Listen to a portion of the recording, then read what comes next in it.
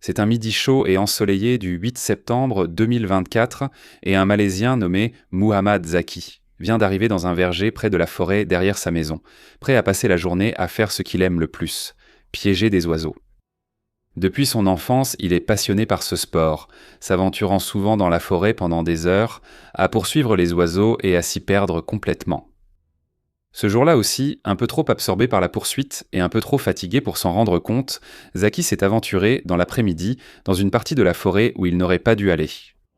Avant même qu'il ne réalise, il a entendu un grondement sourd et profond, puis aperçu quelque chose de plus étrange. Quand il a regardé, c'était une créature qui semblait lui transpercer l'âme du regard, et il ne comprenait absolument rien à ce qui se passait. Des griffes étrangement longues et crochues, faites pour détruire. Un corps à moitié chien, à moitié humain, recouvert d'une fourrure noire de jais, presque brillante, et une posture voûtée, laide.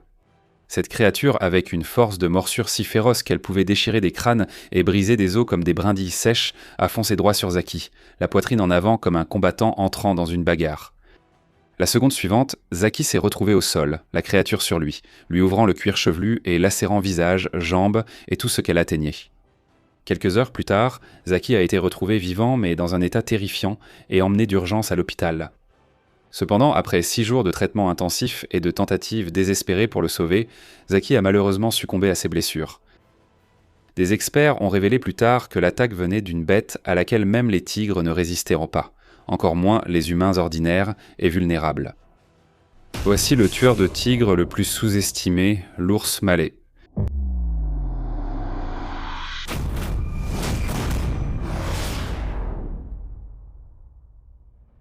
Sous la colonisation néerlandaise dans ce qui est aujourd'hui l'Indonésie, les tigres étaient surtout considérés comme des nuisibles. Ils apparaissaient près des villages, prenaient du bétail et attaquaient même des habitants proches de la forêt. Pour y remédier, le gouvernement maintenait un système de primes en vigueur. Toute personne tuant un tigre et apportant sa tête aux autorités recevait une récompense.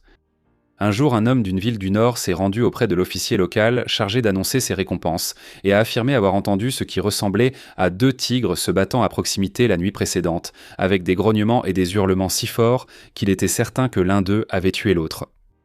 L'homme a demandé s'il recevrait quand même une récompense s'il parvenait à ramener l'un d'eux, voire les deux, et après que l'officier l'a confirmé, l'homme est parti dans la forêt à la recherche des félins, qui s'étaient battus.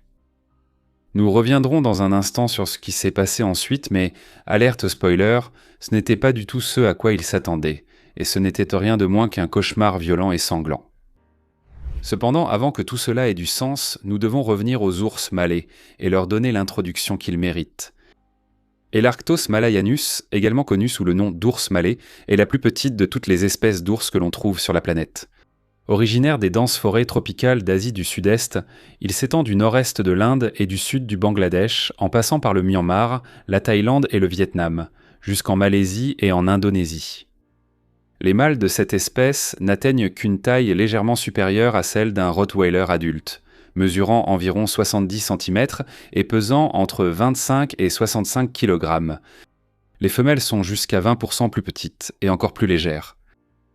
Cependant, ce qu'ils n'ont pas en taille, ils le compensent sur tous les autres plans. Ces griffes en forme de faucille sont les plus longues de tous les ours par rapport à leur taille, atteignant jusqu'à 10 cm. Elles sont faites pour déchirer l'écorce de grands arbres à bois dur, comme s'il ne s'agissait que de carton détrempé. Mais cette femelle affamée n'ouvre pas l'arbre pour manger la plante elle-même, mais pour atteindre ce qu'elle a senti à l'intérieur. C'est une trouvaille sympa, même si ça ne calme presque pas sa faim. Mais avant qu'elle ne commence à se sentir déçue, son nez incroyablement fin, plusieurs milliers de fois plus puissant que celui d'un humain moyen, capte une autre odeur flottant dans la forêt, et cette fois, c'est son type de nourriture préférée. Tout en haut de ces arbres imposants se trouve une ruche, ce qui signifie qu'il ne s'agit pas seulement d'une réserve de miel, il y a aussi tout un tas d'abeilles. Le problème, c'est que pour pratiquement n'importe quel autre ours, un arbre aussi haut serait tout simplement hors de question. Mais avec ces membres anormalement longs et courbés des ours malais, associés à leurs énormes griffes et à leurs muscles d'avant-bras incroyablement denses, ils sont faits sur mesure pour grimper presque comme des singes et nager tout aussi bien. La femelle grimpe à l'arbre avec tant d'aisance qu'on dirait un jeu d'enfant. Fait intéressant cependant, avec une telle forme et longueur de membres, la poitrine d'un ours malais est assez plate, ce qui lui donne cette posture étrangement droite, presque maladroite. Lorsqu'il marche à quatre pattes, il dégage une impression un peu similaire à celle d'un chien. Leur silhouette massive et leur museau court n'aident pas à renforcer l'illusion non plus. Et la ressemblance peut devenir si frappante que dans certaines régions, on les appelle en fait des ours-chiens, même si ce n'est pas une appellation très courante. Cela dit, ce n'était même pas la chose la plus étrange dans leur apparence. Cette ours malaise nommée Angela, vivant dans un zoo chinois en 2023, est devenue une véritable sensation sur les réseaux sociaux après qu'une vidéo d'elle, debout sur ses deux pattes arrière et saluant les visiteurs d'un geste décontracté, soit devenue virale. Les ours malais se dressent souvent sur leurs pattes arrière pour mieux voir une proie ou sentir un danger. Et comme ce sont des animaux étonnamment intelligents, ils peuvent même imiter le comportement humain dans une certaine mesure, ce qui est exactement ce qu'Angela semblait faire ici, en saluant en retour les personnes qui lui faisaient déjà signe. Cependant, sa manière de faire a amené certains à dire qu'elle ressemblait à un homme déguisé en ours plutôt qu'à un véritable ours. La situation en ligne a tellement dégénéré que certains ont accusé le zoo d'avoir mis un faux ours. En désignant son dos droit, ses épaules voûtées et la fourrure lâche et plissée autour de son bas du corps. En fait, les ours malais sont simplement faits ainsi. Mais comme peu de gens avaient entendu parler de cette espèce auparavant, la confusion a rapidement pris de l'ampleur et est devenue tellement incontrôlable que le zoo a finalement dû intervenir et publier une clarification officielle. Pendant toute la controverse, environ 20 000 personnes se présentaient chaque jour, rien que pour apercevoir Angela. En plus d'avaler de grandes quantités de miel et d'abeilles, ainsi que toutes sortes d'insectes, de coléoptères, de vers, et des tas entiers de fourmis et de termites. Les ours malais utilisent leur langue incroyablement longue pour racler l'intérieur des troncs creux et tombés, ou bien leurs canines puissantes, avec une force de morsure supérieure à celle d'un jaguar adulte, pour ouvrir des fruits durs comme les noix de coco et les durions, et même briser des carapaces de tortues. Et si l'on ajoute à cela un arsenal déjà impressionnant de griffes redoutables et de membres puissants, on obtient le plus petit ours du monde, connu pour tuer le plus grand de tous les félins, le tigre. Les tigres ainsi que les léopards et parfois les pythons géants chassent les ours malais, en particulier les adultes endormis ou les oursons. Mais les populations autochtones ont maintes fois rapporté des ripostes brutales des ours malais contre ces superprédateurs, même si aucun cas de mise à mort confirmé n'a jamais été officiellement enregistré. Cela a duré jusqu'au milieu des années 1800, en 1868. Un livre du naturaliste américain Albert S. Beckmore intitulé « Travels in the East Indian Archipelago » a été publié, dans lequel il raconte les événements étranges et extraordinaires auxquels il avait assisté lors de ses voyages dans les Indes orientales quelques années auparavant. L'un de ces récits mentionne un villageois qui pensait entendre deux tigres se battre au fond de la forêt, alors il s'est précipité vers le bruit, espérant toucher la prime. Mais lorsqu'il est finalement arrivé sur les lieux, il s'est rendu compte qu'il y avait bien eu un combat, mais pas entre deux tigres. En réalité, c'était un tigre adulte qui s'était battu avec l'ours le plus petit du monde. Sur le papier, les chances étaient clairement contre l'ours malais. Mais d'une manière ou d'une autre, le combat s'est terminé sur un match nul parfait, car les deux animaux s'étaient entretués. Selon des témoins, le tigre et l'ours sont restés enlacés longtemps après leur mort, tous deux ayant succombé à une profonde entaille et à des blessures par perforation.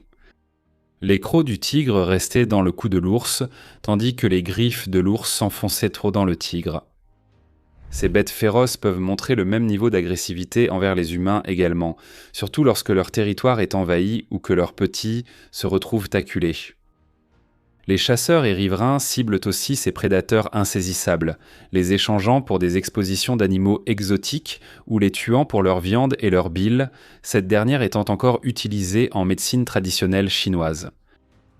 Selon les estimations, les populations d'ours malais ont déjà diminué de près de 35% par rapport aux années 1990, ce qui les rend vulnérables sur la liste rouge de l'UICN. Et cela pourrait ne pas s'arrêter là. Sans protection renforcée dans les têtes, on le sait, dans les 30 prochaines années, les experts redoutent une chute de leur population jusqu'à 80%, liée à l'expansion humaine dans leurs habitats et au braconnage persistant. C'est nous partout. Une autre raison pour laquelle ces chiffres s'effondrent pourrait être le fait que les oursons malais naissent incroyablement fragiles et vulnérables à la prédation. Après environ 100 jours de gestation, suite à un accouplement qui peut avoir lieu presque à n'importe quel moment de l'année, un ourson mâlet naît aveugle et sourd et le reste pendant près de 50 jours. Pendant cette période, leur mère doit les protéger farouchement des prédateurs au sol et dans les arbres, où malheureusement, elle n'y parvient pas toujours. Mais ce n'est même pas le pire. Ces oursons ne peuvent pas faire leurs besoins seuls. La mère doit lécher vigoureusement leur anus pour stimuler les muscles jusqu'à ce que le petit finisse par faire ses besoins. Mais j'imagine qu'ils commencent à avoir leur propre petit vers l'âge de 2 ans et finissent par faire exactement la même chose pour eux, donc la vie est vraiment un cercle. Ou dans ce cas, un petit cercle dégoûtant et collant. Laissez un commentaire ou aidez un ours à faire caca. Explique-moi ça. Je ne le ferai pas et je n'ai à me justifier devant personne, encore moins devant toi. D'accord, je t'aime, salut.